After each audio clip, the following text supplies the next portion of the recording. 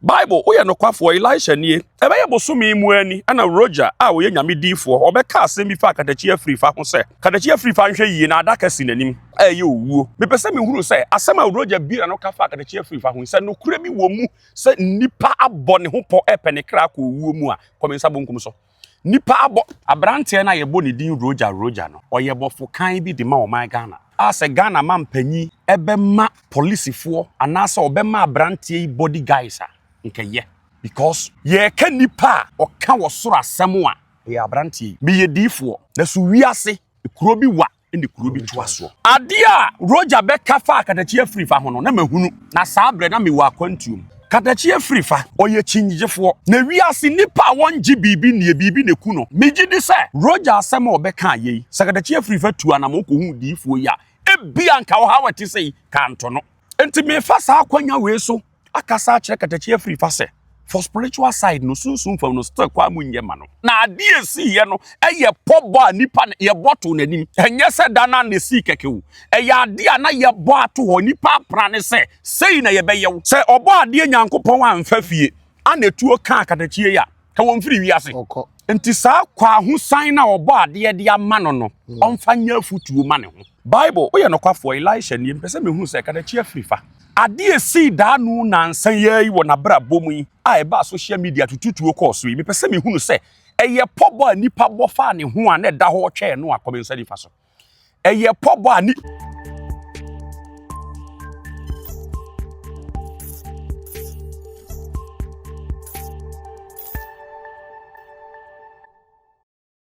Prophet Nokwafo Eish the great agra on the day agra sunsum ya adwuma agra sunsum na yensuo what you say so bofo a ne ho odene mesi ba bia obekọ enti se wo say hunhum eta wa chi no obi aka cho se eden ano ohye a ba jo mfa ma sunsum no obepa chew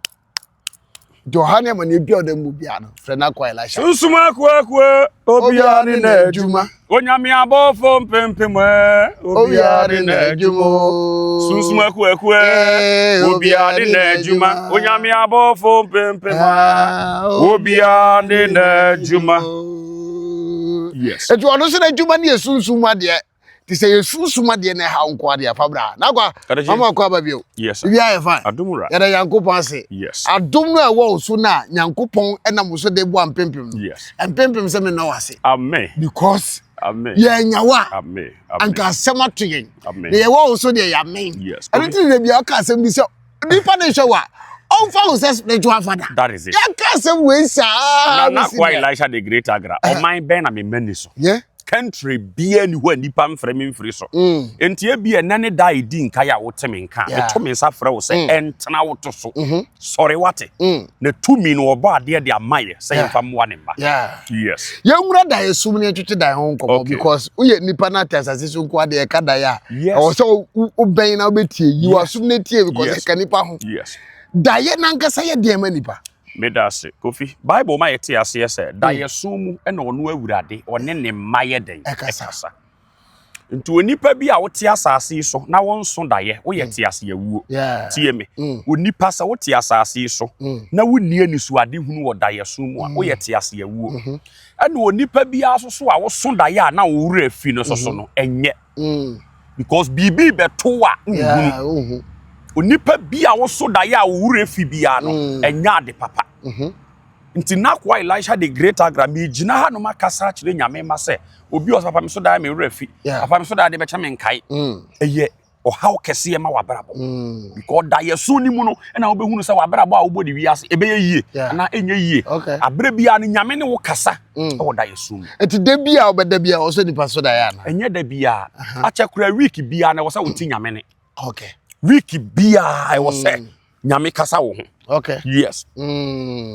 afi ye hwe dae no de ye papa ene de ye papa because obi an ne de se ne dae si ba but ye boboso na ebia obi de ho be fa ho no o sei na de ne te no hu ana mo to dae no sei na emu nchiche mu ni sitie na de na ye papa mani para de na ye bone me da se de din kai Kofi so obi tie Nokwafo Eish the great agra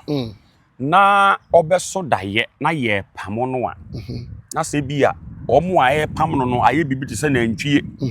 aye bibi te se kraman aye bibi te se wowo no wo dwane se moadi wachi ya beyidom yetu so sa yen so da ye endidi yen so da ye ntana ka mu ewu akwantuo okay yen so da ye enhunu nipa wawuo bible say atiasefo ni awufo enni twaka nti onipa a wote ase de ensesa wo beso da ye huhunu de wawuo okay de make wote ase nti obi a wotie na kwa Elisha the great agra na wo beso da ye huhunu awufo no e kire se ye frɛ wo kra efiri atiasefo asase so okay uye obi a wotie na kwa Elisha the great agra ye nso da ye ndidi wo so da ye na wudidi wo da ye mu a wo be yare a yade no unya anu aduro se ye to yare na ma yes uye obi a wotie na kwa Elisha the great agra ko fi wo beso da ye na wo ayi ase a owuo ben ohu nipa bi bewu wo so da ye na wugina emmefuo mu a eye asie ye na wugina tie me wugina emmefuo mu abena ye kama na eye na ani enim se ugina be mu na se faso ba so mu asem ye ka no de onim wo so da ye se wugina emmefuo mu a eye na na wugina so okay ya samado na wugina enna so na wugina kofi wo so da ye na wo se atu a wanimonyam be firi wonsa unya animonyam bie mu nipa anim wo so da ye na wo te toilet so a wanimu be gu ase nti mede saa da ye so nyina be ba wie ye wo so da ye na wo sesa mango ana apple ana wo sesa ade bi ye fruit a eye nhira wo so da ye onam nsom na nsu otogu so a eye nhira wo so da ye se obi de agudie ma wo ana obi de akyede bi ma wa ye omu ase kire mienu da ye so bi a waso a wonte ase ye no frɛ me na me nkyerɛ wo da ye so ase okay na wo so da ye na ase ye pagya wo kosoro eno so Bible David say me kra adwane sa no man afiri ofiri sunfo fidiem nti onipa bi a obeso da ye asa ye pamo uhu de be ye ne watu nam wiem no na kyese nyame de na bofo save so nyame agye wafiri watamfo nsem nice one nice one nti abusafo da ye so wa hodo ye ntumi nka ne nyina de eno nti da ya ka ne nyina abom sese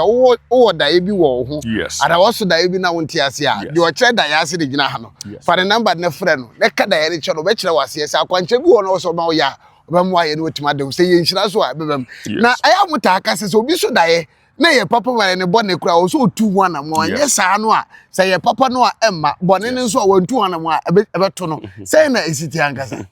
kofi be da se da ye so te se nkom hye kofi wugina ha me hya nkom so ubekwa aburochire na wa ankoye adwuma ubekwa aburochire ubenye sika na da kwa aburochire na sha untumi fa nsa pan kasa wo kwa aburochire sa da ye so te se nkom hye tie me onipa se wo so da ya nyame o kire wo se you should work on it say ye papa say ye bone nyame kire wo say ye ho adwuma to ho anamon nti so odifo bi hye wo nkom sa wo be wo a be ma ne wa na wo be wo e wo se be ma ne no be da na wa wo odifo bi hye wo nkom sa wo benya sika wa nkoye adwuma sika mfiri wo nto na sika be hye wo nsem de bi ka woti ase enti ade biara ye hye ho nkom bia no ye tu ho anamon nti da ye bia waso ade bia ekoso wabra bomu bia no sorry na frɛ me na kwa Elisha the great agra na memfa tumi a obo ade de ama me no memfa moa wo yes nice one ye obi wo ade de nye dae but wonam a ɔte enne bi wɔ n'achi yes ase sunsum bi ene ne kasa obi okra bi enye sunsum ba ɔte so obi afɛ no n'achi but obi sɛre de no na obi eno nipa bi a sunsum ta n'achi ana ya sign sunsum bi de ama no so oni n'achi no sa nipa kro no so sɛ na brabo no ko wi me da se kofi wonam na wote sɛ obi frɛ wo betwa wani na obi anyina hɔ a wo sɛ nipa no obi di wakogya ye bo odin wa hwehwem ye frɛ wo kra wa hwehwem nti wo sɛ nipa we wa nhwɛ yi a wobɛbɔ dam wa nhwɛ yi a ɔha wo bebree betimi atoto wo wi ase mu wo ye obi a wotie na kwa Elisha the great agra wonam ne ntentan atoa is acho ntentan obi ntentan atochi obi a no wabra bo nye yie sika ntana wo nsɛm wabra bo enye yie sika entana wo nsɛm da ntentan ne barrier na eye osi akwai nipa bi ntentan atochi obi a no esi adepa bi e ba bia no e block esi ne kwai wo ye obi a wotie na kwa Elisha the great agra oda na jo na sunsun boni bi ne wa beda wo sa nipa we wunya awale so awale nda bia ntokwa because tumi na o ware wo no o ma asumdue mama wale mu wo ye obi a wutie na kwa Elisha the great agra ahohiahia bi a wo mu nti na saa bre me wo ha meto me nsa frɛ wo sɛ ewiase ne nna hɔ kwa kasa bi wo ho me mpatie nyame bɛyɛ enka bi da nkofo so ka enka bi da God have done it already waye bibia nyame wo bo soro omo obiem nyame wo bo asase omo obiem obo wiase ni mu ade dodo omo obiem Bible so wo soro bo ade wa boa ne ho enti sɛ wo pesika na wansɔre yankɔyɛ adwuma nyame won fa sika mfiri soro mɛhyɛ won nsɛm enti modern bo a wo bɔ ɛna ɛma nyame so ni sunsum pa tai wachi na wabra bo ayeyie enti entra won kasa nyame bɛyɛ ɛyɛ agimifoɔ kasa obi atena se di nyame bɛyɛ 10 years de ɔte anote ɔte wo se nyame bɛyɛ ɛyɛ ne se nyame de sika befiri so abɛhyɛ nsɛm enti wo yɛ obi a wotie na kwa Elisha the great agra me ka kyerɛ wo se wiase no na hɔ kwa ɛmfa wiase ne tra tu anamɔ fa wo hyɛbrɛ ho tu anamɔ fa wabrabɔ ho na wo nyame ɔno na ɔma de ɛden ɛyɛ mmerɛ okay na wo se Bible akasɛm bi sɛ yɛ ma yɛ ho kwan na onye free enam abusua nkontonchi yes na saa nkontonchi na Bible kan wasɛ na yɛ de pa apote yɛ ebusuam ana so sɛ yɛ nkontonchi bi wo a obetimi akyerɛ sa ma yɛ huru because saa de no ɛbro ma adwene so kakra kofi yɛ ka kontonchi a ɛyɛ abusua okay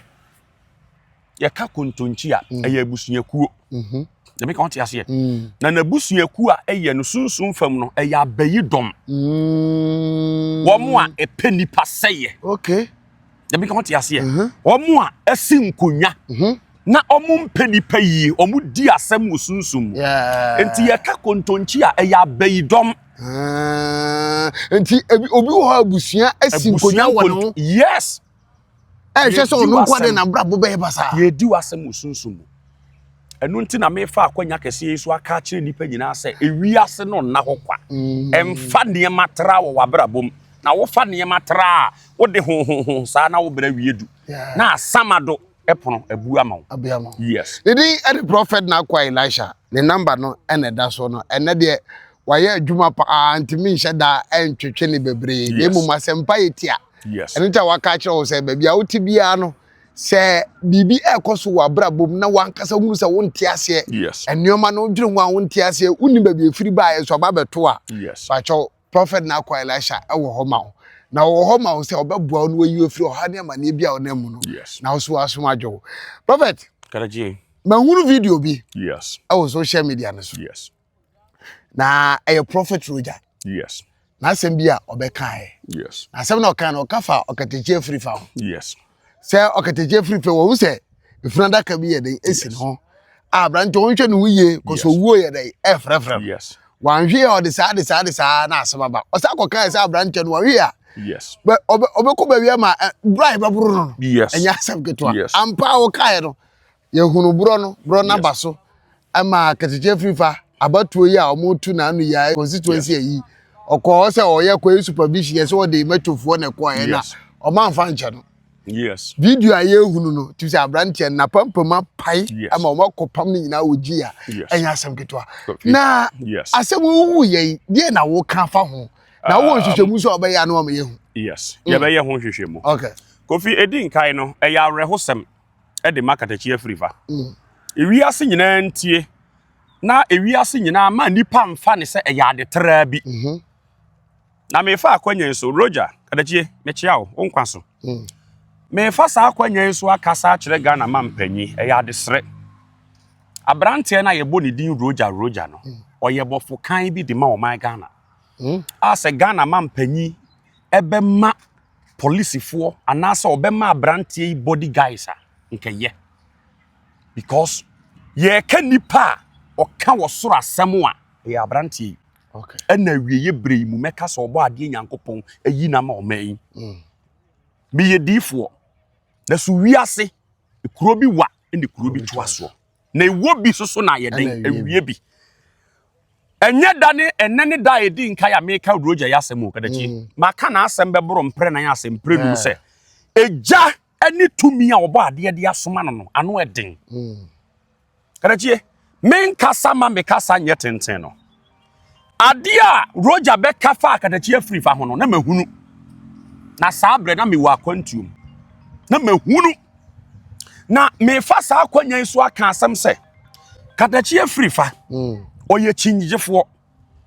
na wiase nipa won gye bibi ne bibi ne ku no tie me onipa woti wiase na won gye bibi ni adakopɛ na bibi ayi afiri wiase because owuo bi ani wa eto nipa wa asase so a emfiri bibi ade bi eto nipa wa asase so bia ma ne nkwa firi ne nsa no eye bibi na ma nipa de den ofiri asase so enti nipa woti wiase a believe spirituality miji di say Roja asem obeka ye Sekadachi Afrifa tu anam ko hu diifo ya ebia nka wo ha wati sei ka nto no enti me fa sa akwanya we so akasa akire Sekadachi Afrifa se for spiritual side no sunsun fam no still kwa mu nyema no Kadachi bi gina ha ka asem yi se sunsun fam no ekwa mu nyenye den ema no na ade esi ye no eye pobo a nipa ye boto nanim enye se dana ne si kekewu eya ade a na ye bo ato ho nipa prane se sei na ye beyewo hwe tututu ekoso yi tikofi se obo ade nyankopon amfa fie anetuo ka akatachie ya ka won firi wiase enti sa kwa ho san na obo ade de ama no no onfa nya futuo ma ne ho na onji sunsum nya den eni odifuo bi ka asem kire no say ye papa say ye bone work on it to who anamon emfa ne say odifuo nyina anya nokwafo nyame adifuo wasase we se so e wo ma yi mu yes ati ye hwehwe nimu man na ye hunu se ne ati bible nokwafo no na odi aba nti ye hwehwemu no ye man na ye hese ne bisi akọ bedase govi Bible oye nokwafo Eish nie me pese me hunu se Kadachie aye friend Kadachie Afrifa e wo man Ghana ha abrantie oye nipa enkraman mu na ne na ene naja wo no a komensa bonkum so enkraman mu na ne na ne naja wo no a komensa bonkum so komensa ni fa so ntententem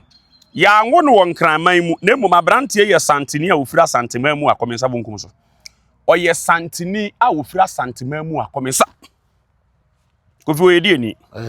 oye santini Bible oye nokwafo Eish nie pese me hu se Kadachie Afrifa ade esi da nu nansan ye wo na bra bomu yi a eba social media tututuo course yi me pese me hu se eye pobo nipa bofa ne ho a na da ho twe no akomensa ni fa so eye pobo ani Kofi se wa hu enye se da na sa de esi yi o na ya ade a ya bo ho po ato wo dada yes Bible oye nokwafo Eish nie ebe ye bosome mu ani ana Roja a wo ye nyame difo obeka asem bi fa Kadachie Afrifa ho se Kadachie Afrifa nhwe yi na adaka si nanim ye owuo me pese me huru se asem a Roja bi na no ka fa Kadachie Afrifa ho se no kura bi wo mu se nipa abɔ ne ho po epene kra ko owuo mu a komensa bonkum so nipa abɔ Kofi se wa hu me na kwa Eish the great agra me the Bible nokwafo ye adwuma me busa sunsum no a mani da baabi me hwa ade ni mpo but to me na wo Bible no no ebe me wo hu se nokure nie de bi ka oti ase ade ekura me ye ade ye busa ye di hu ade bia mu nokure se ubi bi na ayera wo pese hu de ofa ye obi di asem ato obi so wo pese hu asem ni mu nokure o gi ade afiri obi ho o nsa be kan na wo nsa nka oba bi di nyinsan abehyew o pese hunu say nyinsen no eye wo dia ana enya wo dia empanifo se wo kwa awale abusa busa na enya wo maame ana wo papa eye diifo na ba kwa ye abusa wo nsem wo ye obi a wo hwe me wo pese wo ye nkrata atu kwai frena kwa Eish the great agra na me fa Bible no kwafo nya abusa mfa wo nkrata asem ho wachro exams bi wanya court issue wanya abayama ne ye wo nipa bi awu wo pese wo hu owuo na se kire wo ye obi a wo hwe me wo pedai African for wa bie African shop wa kwantuom niema ye basa hwehwe machira kwai open krata wa kwantuom di abobra wo obi man so frena kwa Eish the great agra uye obi a woteme nka sabre galamse adwuma na wo ye galamse fuo nyina spiritual father ne nti se wotie mi mpempre ma meto me nsa frɛ wo se frena kwa Eish the great agra na won kyerɛ wo die nti ananse wo machine SSA on kyerɛ wo die nti asase ne wotu asika wonya bi on kyerɛ wo die nti ananse wo niema kwa na ekofem frena kwa Eish the great agra na won fa tumi ni wabrabo achi emma galamse adwuma a wo ye no endi mu na sika mmra wabrabom nhyira nka ho enka ho so ne din ere prophet na kwa Elisha ne number de da hobo yi fa ne frɛ no me say awie ebremu hie odifo a o hye o because amane na eba na no o hye amane kitin mani paso si akese na difo metimi amane akese no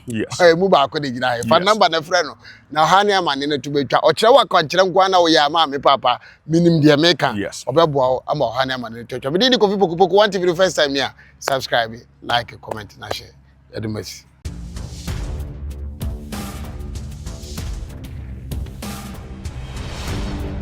Poku 1 TV